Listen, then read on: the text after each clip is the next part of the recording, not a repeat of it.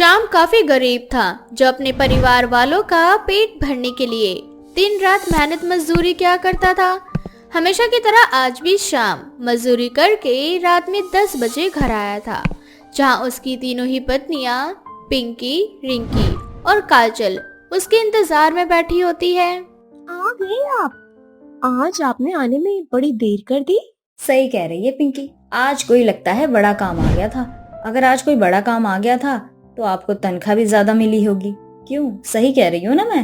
अरे मूर्ख औरतों, तुम दोनों सिर्फ पैसे की बात उनसे करती रहोगी या कुछ खाने को भी दोगी? ये बेचारे थके हारे आए हैं। आइए श्याम जी बैठिए, मैं आपके लिए खाना लगा देती हूँ। हम तीनों ने भी अब तक कुछ खाया नहीं है। वैसे आखिर हमारे संस्कार जो है कि जब तक पहले पति ना खा ले तब तक पत्नियां नहीं खा सकती। हाँ जानता हूँ मैं तुम तीनों के संस्कार। खैर मैं हाथ मुंह धोकर आ रहा हूँ, मेरे लिए खाना लगा दो। अब शाम हाथ मुंह धोकर खाने के लिए बैठ जाता है और खाने में रोज की तरह सादा दाल चावल देखकर वो दुखी हो जाता है। उसके चेहरे की उदासी उसकी तीनों बीवियां पढ़ लेती है और काजल बोलती है, श्याम जी आप फिर उदास हो गए खाने को देखकर? श्याम जी मैंने आपसे कितनी बार कहा है कि खाने को देखकर उदास मत हुआ करो, ऐसे में खाने का अपमान होता है। काजल बिल्कुल सही कह रही है। मैं जानती हूँ कि आप इस खाने को देखकर अपनी किस्मत को कोस रहे हैं, लेकिन अपनी किस्मत को कोसने से कुछ भी नहीं होगा। हम तीनों सौतने एक दूसरे को बहन मानकर हंसी खुशी रह रही हैं, और हमें जो भी खाने को मिलता है हम उसे लड़ झगड़ के हंसी खुशी खा लेते हैं। हाँ श्याम जी, अब आप जल्दी से खाना खा लीजिए, वैसे भी मुझे बहुत भूख लगी है। आज दिन का खाना मैंने छोड़ा था, इसीलिए अभी का खाना रिंकी छोड़ने वाली है, और सुबह का तो काजल छोड़ती है ही। इसी चीज का तो दुख है मुझे कि मैं तुम तीनों को 3 टाइम का खाना भी नहीं खिला पा रहा हूँ। तुम तीनों को ही एक टाइम का खाना छोड़ना पड़ता है ताकि मेरा पेट भर सके। काश कि उस दिन माउस ढोंगी बाबा की बातों में ना आती। फ्लैशबैक। बाबा जी मैंने हर जगह बात कर ली, पर मेरे श्याम की तो शादी ही नहीं हो रही।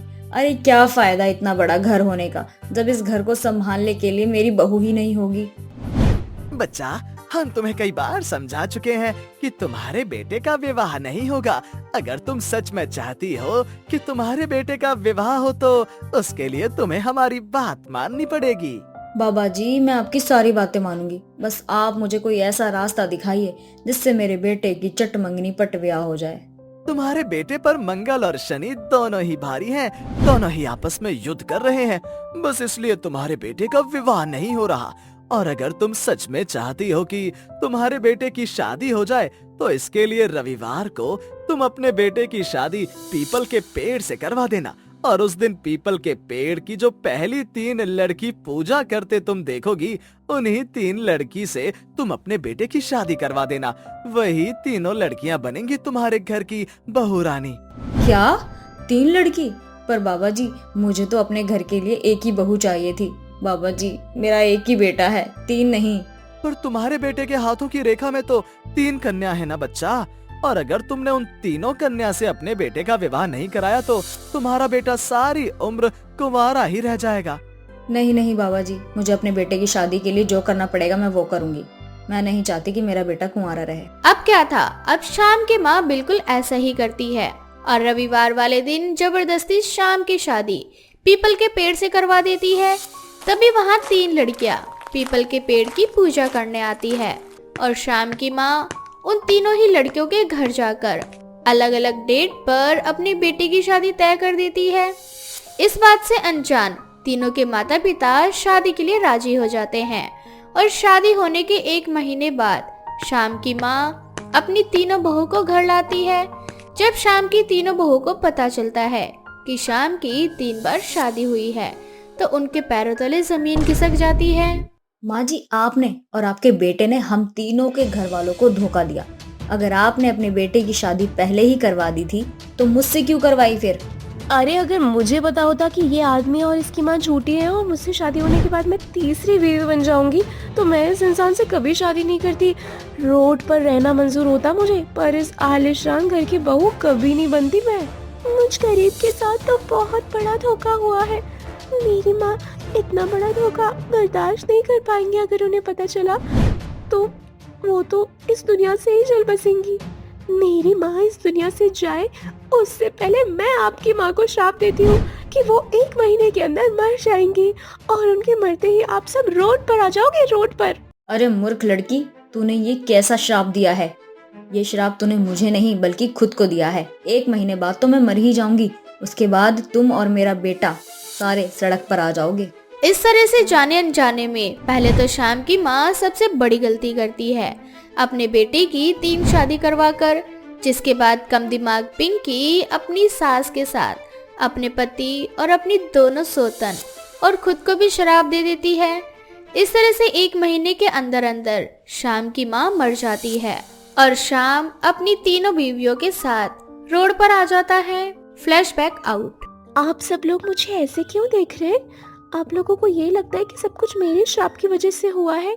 अगर आप सबको ये लगता है कि ये सब कुछ मेरे श्राप की वजह से हुआ है, तो आज मैं फिर से शाम जी को श्राप देती हूँ कि जब वो कल काम ढूंढने जाएंगे तो उनका एक्सीडेंट हो जाएगा और उसके बाद हम तीनों के पास बहुत बड़ा काम आएगा और उसके बाद हम तीनों रातों रात अमीर हो जाएंगे। ये श्राप अच्छा है। वैसे भी शाम जी की वजह से हम तीनों अपना एक समय का खाना छोड़ दिए हैं। अगर शाम जी का एक्सीडेंट हो जाएगा तो वो तो कुछ खाएंगे ही नहीं और हम तीनों पेट भर के खाएंगे। अरे बेवकूफ औरतें, तुम दोनों को अभी भी खाने की पड़ी है। अरे रिंकी, तू ये देख कि पिंकी ने कितना अच्छा श्राप दिया है।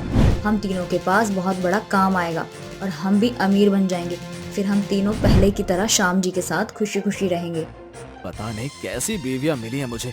हे भगवान, अगर कभी भी तूने मेरा भला चाहा है तो मुझे इन 3 बीवी के झमेले से निकाल दे। क्यों मेरा एक्सीडेंट करवाकर मुझे जीते जी मारना? तू सीधा मुझे अपने पास ही बुला ले ताकि मैं ऊपर जाकर अपनी माँ से लड़ सकूं, जो मैंने कभी नहीं किया। शाम की तीनों बीवियां खुश थी क्योंकि पिंकी की जुबान काली थी।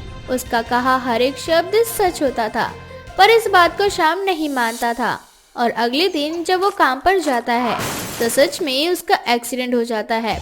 उसके एक्सीडेंट होने के बाद जिस कार से शाम का एक्सीडेंट हुआ था, उस कार का मालिक शाम की तीनों ही पत्नियों को बहुत बड़ा काम देता है और इस तरह से शाम की तीनों पत्नियां रातों रात अमीर हो जाती है। पर इन सब के बीच शाम अपनी जान से हाथ धो बैठता है। शायद इस बार सच में भगवान ने शाम की सुन ली थी। अब शाम की तीनों पत्नियां उसके जाने के बाद आराम से अपना जीवन काटती है। अग्नि, गंगा, सोना, चांदनी और नैना 5 अनाथ बहनें थी। वो पांचों बहन जब बहुत छोटी थी तभी उनके माता पिता की मृत्यु हो गई थी, परंतु उनके माता पिता जंगल में जाया करते और एक कुटिया में तप कर रहे ऋषि मुनि की सेवा करते थे। इसलिए वो पांचों बहनें भी अपने माता पिता के गुजर जाने के बाद जंगल में उसी ऋषि की कुटिया में जाकर उस ऋषि मुनि की सेवा किया करती थी। और एक दिन जब ऋषि मुनि की तपस्या पूरी हो जाती है और वो अपने सामने 5 बहनों को देखकर उनसे बोलता है, बच्चियों, तुम पांचों कौन हो और इतनी श्रद्धा के साथ मेरी सेवा कर रही हो? आखिर तुम पांचों यहाँ कब से हो? ऋषि मुनि जी, हम पांचों बहनें निर्मला की पुत्रियां हैं और यहाँ आकर आपकी सेवा करती हैं। निर्मला का नाम सुनते ही ऋषि मुनि समझ जाते हैं कि ये 5 पुत्रियां निर्मला की है और इसलिए ये पांचों बहनें ऋषि मुनि की सेवा कर रही हैं, क्योंकि निर्मला अपने पति के साथ ऋषि मुनि की सेवा करती थी और ऋषि मुनि के आशीर्वाद की ही वजह से निर्मला की 5 बेटियां हुई थी। अपने सामने निर्मला की 5 पुत्रियों को देख ऋषि मुनि बहुत खुश होते हैं और उन 5 बहनों से बोलते हैं, अब तुम्हें आगे कुछ बताने की जरूरत नहीं है बच्चियों, क्योंकि मैं तुम्हारी माँ को बहुत अच्छे से जानता हूँ और तुम पांचों बहनें मेरे ही आशीर्वाद का नतीजा हो। पर मैं बहुत आश्चर्यचकित हूँ। आज पहली बार ऐसा हुआ है कि हमने 8 साल का तप किया और जब आंख खोला तो निर्मला हमारी सेवा में नहीं। हाँ ऋषि मुनि जी, क्योंकि आज से 8 साल पहले हमारे माता पिता का देहांत हो गया था और मरने से पहले माँ ने हमसे वचन लिया था कि उनके जाने के बाद हम सब आपकी सेवा करें। पिछले 8 सालों से हम आपकी सेवा कर रहे हैं ताकि जब भी आपकी आंखें खुले तो आप हमें एक खुशहाल जीवन का वरदान दे सकें। क्यों नहीं पुत्रियों, वैसे भी हम तुम पांचों बहन से अत्यंत प्रसन्न हैं, इसलिए हम तुम पांचों बहन को तुम्हारे नाम के अनुसार जादुई शक्तियां प्रदान करते हैं। जैसे अग्नि तुम्हारे अंदर अग्नि प्रवाहित होगी, तुम अब आग से कभी नहीं जलोगी। तुम आग के साथ खेल भी सकती हो, तुम आग के साथ जो चाहे कर सकती हो। एक तरह से अग्नि तुम्हारी दोस्त हुई। आपका बहुत बहुत धन्यवाद। गंगा, तुम्हारा नाम ही गंगा है। तुम गंगा की तरह हमेशा पवित्र रहोगी और जल पर तुम्हारा नियंत्रण रहेगा। धन्यवाद ऋषि मुनि जी। सोना, तुम्हें कभी धन की कमी नहीं होगी।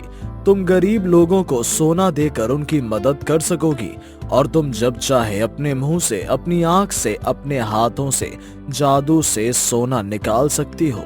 तुम्हारा नियंत्रण पूरी तरह से सोने पर होगा। धन्यवाद ऋषि मुनि जी। और चांदनी, तुम्हारा नाम तो चांदनी है, इसलिए तुम चांदनी की तरह हमेशा चमकती रहोगी। तुम्हारे अंदर एक तेज प्रकाश होगा और वो प्रकाश रात को भी दिन कर देगा। आपका आशीर्वाद पाकर मैं धन्य हुई। और नैना, तुम्हारी आंखों में अलग ही प्रकार की शक्तियां होंगी। तुम अपनी आंखों से लोहे को पिघला सकोगी, मुर्दों को जिंदा कर सकोगी। अपनी आंखों के आंसू से तुम बारिश कर सकोगी। इस तरह से ऋषि मुनि उन 5 बहनों को जादुई शक्तियाँ प्रदान करता है और वह 5 बहनें जादुई बन जाती है। परंतु ये सब कुछ उन्हीं के गांव के एक गरीब औरत जिसका नाम पुष्पा होता है वो देख लेती है। क्योंकि पुष्पा बहुत गरीब थी, इसलिए उसके दिमाग में एक बात आती है और वो मन ही मन खुद से बोलती है, मैं इतनी गरीब हूँ कि कोई भी अपनी बेटी का हाथ मेरे हाथ में नहीं देना चाहता। साथ ही न जाने मुझसे कौन से पाप हुए थे जिसकी सजा भगवान मुझे दे रहा है। मेरे 5 बेटे विकलांग हैं। अगर मैं अपने 5 बेटों की शादी इन 5 बहनों से करवा दूं तो शायद मेरे 5 बेटे सही हो जाएं। इतना सोचकर पुष्पा उन 5 बहनों के पास जाती है और उनके सामने घुटनों पर बैठकर हाथ जोड़कर बोलती है, मैं तुम 5 बहनों के लिए एक प्रस्ताव लेकर आई हूँ, प्लीज मना मत करना। कैसा प्रस्ताव? बेटा, मैं बहुत गरीब हूँ और ऊपर से मेरी उम्र हो चली है। इतनी उम्र होने के बाद भी मैं जैसे तैसे करके अपने 5 बेटों का पेट भर रही हूँ।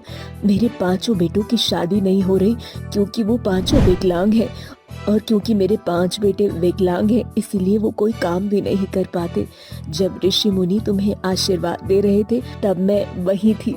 मैं जानती हूँ तुम 5 बहन जादुई हो, इसीलिए मैं चाहती हूँ तुम 5 बहनें मेरे बेटों से शादी कर लो। इससे तुम 5 बहनों को माँ का प्यार, पति का साथ और ससुराल मिल जाएगा और मेरे विकलांग बच्चे ठीक हो जाएंगे। पुष्पा की गरीबी और उसकी लाचारी देख 5 बहन शादी के लिए हाँ कर देती है और बहुत जल्द पुष्पा अपने 5 विकलांग बेटों की शादी उन 5 जादुई बहनों से करवा देती है।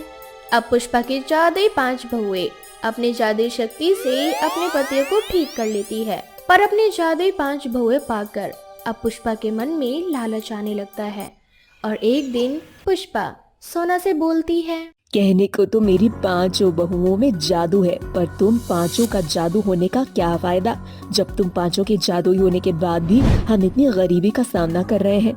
बहू, तेरे अंदर तो सोने प्रदान करने की जादुई शक्ति है ना, तो इतना सोना निकाल कि हम रातों रात अमीर हो जाएं। माँ जी, आपकी 5 बहू को जादुई शक्ति गरीब और असहाय लोगों की मदद करने के लिए प्रदान की गई है। जैसा कि हम 5 बहनों ने मिलकर आपकी मदद की, पर इसका मतलब ये नहीं कि आप लालच करेंगी। इसमें लालच कैसा बहू? अगर मैं चाहती हूँ कि मेरे बेटे और बहू एक अच्छी जिंदगी जिए तो इसमें बुराई क्या है? पुष्पा का लालच देख सोना को गुस्सा आ जाता है। अब जब पुष्पा के लालच के बारे में पुष्पा की बाकी बहुओं को पता चलता है तो वो भी गुस्से में आ जाती है और चांदनी दिन से रात कर देती है, तो वही दूसरी ओर गुस्से में अग्नि पूरे घर में आग लगा देती है और नैना अपनी सास को सबक सिखाने के लिए अपने आंखों की शक्ति से उसके शरीर के एक एक अंग को गलाने लगती है, जिससे पुष्पा के हाथ और पैर गलकर जमीन पर गिर जाते हैं। और जब ये नज़ारा गंगा देखती है तो वो अपनी बहनों को शांत करती है और अपनी जादुई शक्ति की मदद से सबसे पहले वो आग को बुझाती है, जिसके बाद वो नैना से कहती है, नैना, चांदनी, सोना, तुम सबने ये क्या किया? सास माँ समान होती है और हमें उनका सम्मान करना चाहिए। तुम चारों ने इन्हें चोट पहुंचाई है। मानती हूँ कि माँ के अंदर थोड़ा सा लालच आ गया था, लेकिन हम पांचों इन्हें सही रास्ता दिखा सकते थे। लेकिन तुम चारों ने क्या किया? अपने क्रोध में आके अपनी शक्तियों का दुरुपयोग किया। गंगा की बात सुनकर पुष्पा की चारों बहुओं को अपनी गलती का एहसास होता है और चांदनी एक बार फिर रात से सुबह कर देती है। तो वहीं सोना कुछ सोने के सिक्के निकालकर पुष्पा को दे देती है ताकि घर चलाने में उसे आसानी हो। तो वहीं दूसरी ओर नैना अपनी आंखों की शक्तियों से एक बार फिर अपनी सास को पहले की तरह ठीक कर देती है। अब पुष्पा को भी अपने लालच का इनाम मिल जाता है और इस तरह से पुष्पा फिर कभी लालच नहीं करती और अपनी पांचों जादुई बहुओं के साथ खुशहाल जिंदगी जीने लगती है। चुड़ैल का आतंक। रवि और अशोक अच्छे दोस्त थे। वो एक गांव से दूसरे गांव जा रहे थे। चलते चलते अंधेरा हो जाता है। यार बहुत अंधेरा हो गया है, मुझे तो बहुत डर लग रहा है, कहीं कोई भूत ना आ जाए। अरे रवि यार, किस बात का डर लग रहा है तुझे? भूत प्रेत के अलावा कुछ और नजर नहीं आता तुझे? अरे रात में चुड़ैल जो घूमती है और चलते चलते रात भी हो गई है, तो रास्ते में अगर चुड़ैल मिल गई तो वो हमें खा जाएगी। और अभी तो मेरी शादी भी नहीं हुई, मैं कुंवारा नहीं मरना चाहता भाई। तू भी ना आजकल इन बातों पर कौन विश्वास करता है? अरे कोई चुड़ैल वुड़ैल नहीं होती है, ये सब अपना भ्रम है। और हाँ, तेरी शादी हो जाएगी तो चिंता मत कर। नहीं यार, अब पड़ोस के गांव में एक चुड़ैल थी जिसको अभी पकड़कर जलाया गया था। तू जानता नहीं है? तुझे ये सब मजाक लग रहा है ना, पर चुड़ैल होती है। तू इतना डरता है मेरा दोस्त होने पर भी। मैं तो नहीं डरता किसी चुड़ैल से। चल चल ठीक है, तुझे डरने की जरूरत नहीं है, मैं हूं ना तेरे साथ, मैं देख लूंगा उस चुड़ैल को। अशोक और रवि दोनों दूसरे गांव की ओर चले जाते हैं। रास्ते में अशोक का पैर किसी चीज से टकराता है और ठंड की आवाज आती है। दोनों चौंक जाते हैं। अरे ये क्या है? ये मेरे पैर से कौन सी चीज टकराई है? चीज नहीं, अनहोनी होगी। देख, तूने लोटे पर पैर मार दिया ना, रास्ते में पड़ा हुआ था, किसी ने टोना टोटका कर रखा था। वैसे भी तू देख के तो चलता नहीं है, टोने टोटके पर पैर लगा दिया, अब क्या होगा हमारा? मैं कह रहा था ना, रात हो गई है। तो फिर से शुरू हो गया। कोई टोना टोटका नहीं है और मेरा ध्यान नहीं था, पैर लोटे पर लग गया। ये खाली लोटा नहीं था, देख इसमें ताबीज भी पड़ा हुआ है और टोने टोटके की चीजें भी। हे राम जी, अब हमारे साथ क्या होगा राम जाने। तू रात में मेरे साथ फालतू की बातें मत करा कर। तू पहले से ही डरा हुआ था, इसीलिए तुझे ये सारी चीजें टोने टोटके लग रही हैं। अच्छा चल मेरे साथ चल, मैं भी देखूं कौन सा टोना टोटका लगता है। हमारे साथ कौन सी चुड़ैल है, मैं भी तो देखूं। दोनों अपने रास्ते चलने लगते हैं। तभी दोनों को आवाज सुनाई देती है जो बहुत ही डरावनी होती है। अशोक देख, कितनी डरावनी आवाज सुनाई दे रही है, लगता है चुड़ैल आ गई है, वही चिल्ला रही है इतनी तेज। अरे पास के गांव से आवाज आ रही है, कोई चुड़ैल की आवाज नहीं है। कोई हमारे साथ मस्ती कर रहा है और कुछ नहीं। चुड़ैल को वहीं छोड़ और चल मेरे साथ, तू मेरा हाथ पकड़ ले। तभी अशोक गिरते गिरते बचता है। क्या हुआ? संभल यार, कहाँ गिर रहा है? पता नहीं, ऐसा लग रहा है जैसे मुझे कोई ठोकर लगी है, मैं किसी से टकराया हूँ। ठोकर? यहाँ तो जमीन पर पत्थर भी नहीं है, तुझे ठोकर कहाँ से लग गई? अब पता नहीं, मैं अभी गिरते गिरते बचा हूँ। वो दोनों आगे बढ़ते हैं। तभी रवि चिल्लाता है। क्या हुआ रवि, तू चिल्ला क्यों रहा है? अशोक, अब पता है, अभी मेरे पैरों के नीचे से एक चुड़ैल निकल कर गई है। रवि तेरी बातों से तो अब मुझे डर लगने लगा है। वो दोनों डरते डरते गांव की ओर चल पड़ते हैं। उसी गांव में राम प्रकाश और सुनीता छत पर सोए हुए होते हैं। तभी सुनीता को छमछम की आवाज आती है। जी सुनिए, कोई छमछम करके चल रहा है। कोई नहीं है, इतनी रात में कौन तेरे घर आया है? जा चल सो जा। सुनीता को तभी कुर्सी घूमने की आवाज आती है। वो नीचे जाकर देखती है तो कुर्सी अपने आप हिल रही होती है। वो डर के मारे राम प्रकाश को जगाती है। जी सुनो, वो कुछ तो गड़बड़ है, कुर्सी अपने आप ही हिल रही है। ना तो खुद सोती है और ना ही मुझे सोने देती है। चल मैं चलकर देखता हूँ। राम प्रकाश और सुनीता उस कमरे में जाते हैं तो वहाँ पर कुर्सी पर एक चुड़ैल झूल रही थी। अरे ये तो सच में एक चुड़ैल है। अरे भागो यहाँ से, अपनी जान बचाकर भाग यहाँ से। दोनों डर के मारे वहाँ से भाग जाते हैं। वहीं दूसरी ओर एक दिन अशोक अपने खेत में सोया हुआ होता है। तभी उसको किसी के आने का एहसास होता है। इतनी रात गए, कौन यहाँ घूम रहा है? चलकर देखता हूँ। अशोक जैसे ही देखता है तो वहाँ पर उल्टे पैर के निशान होते हैं। उल्टे पैर? पर ये तो चुड़ैल के होते हैं, यानी यहाँ पर चुड़ैल घूम रही है। अरे बाप रे, भागो यहाँ से। तभी भागते भागते वो कुएं में गिरने वाला होता है तो चुड़ैल उसको पकड़कर कुएं से बचा लेती है और अशोक बेहोश हो जाता है। जैसे ही उसकी आंख खुलती है, अरे शायद मैंने आज बहुत सो लिया, पर बहुत ही बुरा सपना देखा मैंने उस चुड़ैल का। एक दिन सभी एकत्रित होकर इसी बात पर वार्तालाप कर रहे होते हैं कि उनके साथ जो भी अनहोनियां हुई होती हैं। रास्ते में हमारा सामना एक चुड़ैल से हुआ था, उसने हमें बहुत डराया। मुझे तो चुड़ैल के उल्टे पैरों के निशान भी दिखाई दिए, मुझे लगा वो सपना है। तुम दोनों को तो चुड़ैल के होने का एहसास हुआ है। अरे मुझे तो चुड़ैल बिल्कुल आंखों देखी दिखाई दी है। वो मेरे घर की कुर्सी पर झूल रही थी और जोर जोर से हंस रही थी। मुझे लगता है हमारे गांव पर किसी चुड़ैल का साया मंडरा रहा है। हमें किसी तांत्रिक या पंडित को बुलाकर इस चुड़ैल से पीछा छुड़वा लेना चाहिए। सभी हाँ में हाँ मिलाते हैं। तभी वहाँ खड़ा रवि कहता है, अरे पास के गांव में एक पहुंचे हुए पंडित हैं, उन्हें ये सारी बात बतानी चाहिए। वो इस चुड़ैल से हमारा पीछा छुड़वा सकते हैं। है रवि, तुम सही कह रहे हो। मैं आज ही जाकर उन पंडित से बात करता हूँ। सुरेश दूसरे गांव जाकर पंडित को सारी बात बताता है। पंडित वहां आ जाता है और अपने हाथ में वहां की मिट्टी पर नींबू रखता है और उसे काटता है तो वो लाल हो जाता है। हाँ, तुम सबका शक सही है। इस गांव में चुड़ैल का साया है, पर ये नहीं पता ये सबको परेशान क्यों कर रही है। इसका पता लगाना होगा। पंडित जी, फिर हमें क्या करना चाहिए? हमें चुड़ैल से कैसे पीछा छुड़ाना होगा? आप ही कुछ कर सकते हैं। तुम चिंता ना करो, मैं कल रात को इस गांव में हवन करूंगा, तभी पता चल पाएगा कि वो चुड़ैल चाहती क्या है। चलो रवि, मेरे साथ चलो। अगली रात पंडित सामान जोड़कर मंत्रों को अभिमंत्रित करके हवन करते हैं तो तेज हवा के साथ चुड़ैल सामने आ जाती है। कौन हो तुम और इन गांव वालों को क्यों परेशान कर रही हो? हाँ, मैं इन सबको नहीं छोड़ूंगी, मुझे अपना बदला पूरा करना है। तुम चाहती क्या हो? अगर तुमने सच्चाई नहीं बताई और इन गांव वालों का पीछा नहीं छोड़ा तो मैं तुम्हें अपने कमंडल से जल निकाल कर तुम्हें भस्म कर दूंगा। नहीं नहीं, ऐसा मत करना, मैं बताती हूँ। मेरा नाम पार्वती था और मेरे पति जो इस गांव में रहते थे, दीनानाथ, उन्होंने मुझे दहेज के लालच में आकर छत से गिरा दिया था, जिसकी वजह से मेरी मौत हो गई थी। मैं चुड़ैल बन गई, पर मेरी आत्मा को शांति नहीं मिली क्योंकि मेरे कातिल ने दूसरे से शादी कर ली। तो तुम क्या चाहती हो?